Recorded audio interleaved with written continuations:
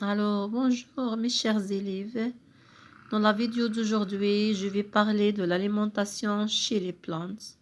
Alors, comme vous savez, les plantes, comme tous les êtres vivants, ils ont besoin de la nutrition, ça veut dire de se nourrir, de respirer, se développer et de se reproduire.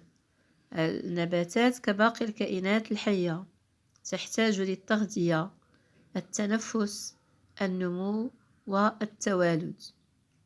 Alors, mais point d'interrogation, comment les êtres vivants se nourrissent, pardon, ce n'est pas tous les êtres vivants cette fois-ci, mais seulement les plantes, parce qu'on a déjà répondu à la question comment les animaux se nourrissent. Maintenant, comment les plantes se nourrissent? Est-ce que les plantes elles se nourrissent de la même façon que les omnivores, les carnivores et les herbivores?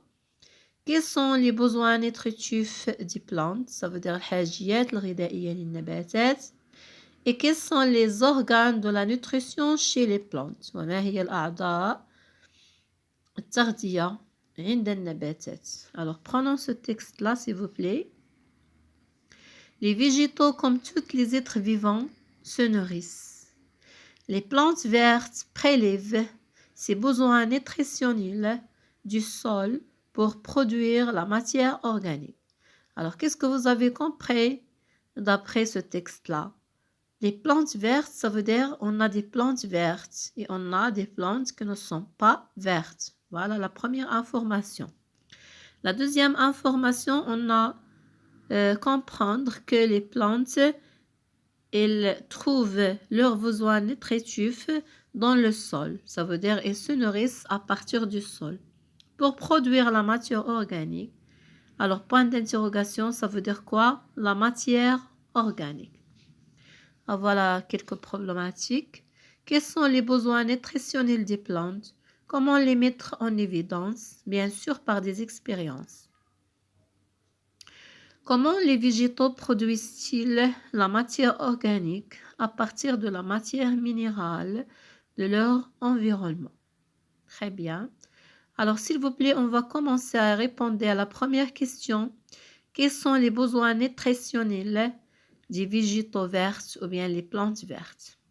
Pour répondre à cette question, je vous propose d'analyser un ensemble des expériences comme vous voyez dans ce document-là.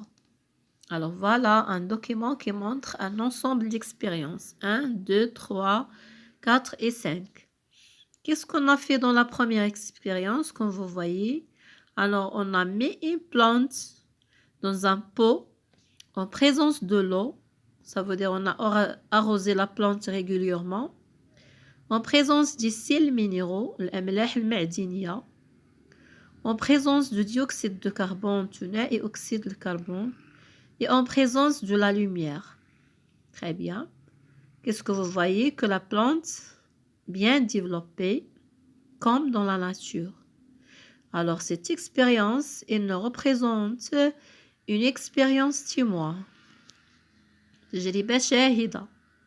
Elle sert pour faire la comparaison avec les autres résultats des autres expériences.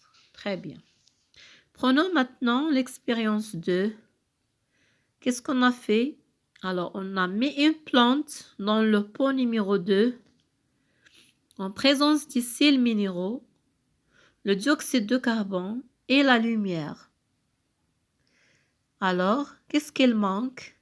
Il manque l'eau. Ça veut dire on n'a pas arrosé la plante. Très bien. Maintenant, qu'est-ce qu'on remarque? Qu'est-ce que vous voyez dans le pot numéro 2? On remarque que la plante se flétrit et tombe en absence de l'eau. Se flétrit تدبل. نلاحظ أن النبتة دبلت وماتت في غياب الماء. Alors maintenant, qu'est-ce qu'on peut déduire?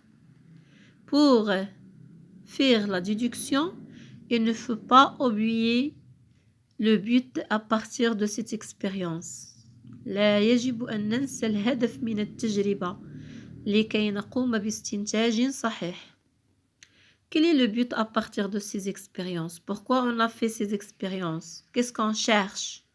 On cherche à déterminer quels sont les besoins nutritifs de la plante. نبحث أو نريد أن نحدد ما هي الحاجيات الغذائية للنباتات. Très bien. Alors je répète, dans le point numéro 2, on remarque que la plante se flétrait en absence de l'eau. Alors qu'est-ce qu'on déduit? On déduit alors que l'eau est un élément indispensable pour la vie des plantes, pour le développement des plantes. نستنتج إذن أن الماء عنصر مهم لنمو ولحياة النباتات. Très bien. Passons maintenant au pot numéro 3. Qu'est-ce qu'on a fait dans le pot numéro 3? On a mis une plante dans un pot en présence de l'eau. Ça veut dire on a arrosé la plante à chaque fois. En présence de dioxyde de carbone et de la lumière. Qu'est-ce qu'elle manque? Alors, les sels minéraux qui manquent. Maintenant, on va essayer de faire la remarque. Comme vous savez, la démarche scientifique, toujours on fait les remarques. Après les remarques, qu'est-ce qu'on fait? La déduction. Et après la déduction, la conclusion. Ou bien la généralisation. Très bien. Alors, qu'est-ce qu'on remarque dans le point numéro 3? On remarque que la plante n'a pas bien développé comme dans le pot A, ou bien 1. On remarque que la plante n'a pas bien développé en absence des sels minéraux. Très bien. نلاحظ أن النبتة لم تنمو بشكل جيد عند غياب الأملاح المعدنية. Alors, qu'est-ce qu'on déduit? On déduit que les sels minéraux aussi sont des éléments indispensables pour la croissance des plantes. Très bien. Passons au pot numéro 4. Alors, on a mis une plante dans un pot en présence de l'eau, les sels minéraux, le dioxyde de carbone. Mais qu'est-ce qu'il manque? Seulement la lumière. Alors, qu'est-ce que vous voyez? Qu'est-ce qu'on remarque? On remarque que la plante, ou bien la couleur de la plante change. Il devient jaune. La plante n'a pas bien développé. إذا نلاحظ أن النبتة دبلت واصفر لونها ولم تنمو بشكل جيد. On remarque que la plante n'a pas bien développé et se flétrait en absence de la lumière. Très bien. Qu'est-ce qu'on déduit à partir de cette expérience? On déduit que la lumière aussi est un élément indispensable à la croissance des plantes. Très bien. Passons à la dernière expérience, le pot 5. On a mis une plante dans un pot. On arrose la plante à chaque fois par l'eau. Il y a les sels minéraux, la lumière. Mais qu'est-ce qu'il manque par rapport à la première expérience numéro 1? Seulement le dioxyde de carbone. Voilà le protocole expérimental. Après la compréhension du protocole expérimental, la deuxième étape, la remarque. On va essayer de faire notre remarque. Alors, qu'est-ce qu'on remarque? On remarque que la plante n'a pas bien développé dans le pot numéro 5 en absence de dioxyde de carbone. Très bien. Maintenant, la troisième étape, la déduction. Alors, qu'est-ce qu'on déduit d'après l'expérience 5? On déduit que le dioxyde de carbone aussi est un élément très important pour la croissance des plantes. Très bien. Maintenant, on va essayer de faire la conclusion à partir de toutes ces expériences. 1, 2, 3, 4 et 5. Qu'est-ce qu'on conclut? Alors, on conclut que les éléments ou bien les besoins nutritifs de la plante sont l'eau, les sels minéraux, le dioxyde de carbone et la lumière. Et qu'est-ce qu'on peut conclure aussi? Que, en absence de l'un de ces éléments, la plante se flétrait et meurt, même si en présence des autres éléments. Je répète, ماذا نستخلص من خلال هذه التجارب بأكملها؟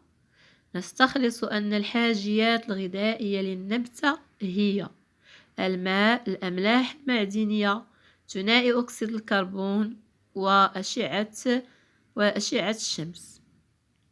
وبغياب أحد هذه العناصر النبتة تذبل وتموت رغم وجود العناصر الأخرى. Très bien. Est-ce que vous avez compris? Alors, on a fait les remarques, les déductions et après la conclusion. Alors, pour se développer, les plantes vertes ont besoin de l'eau, la lumière, le dioxyde de carbone et les éléments nutritifs. Alors, j'espère que vous avez bien compris cette fois-ci.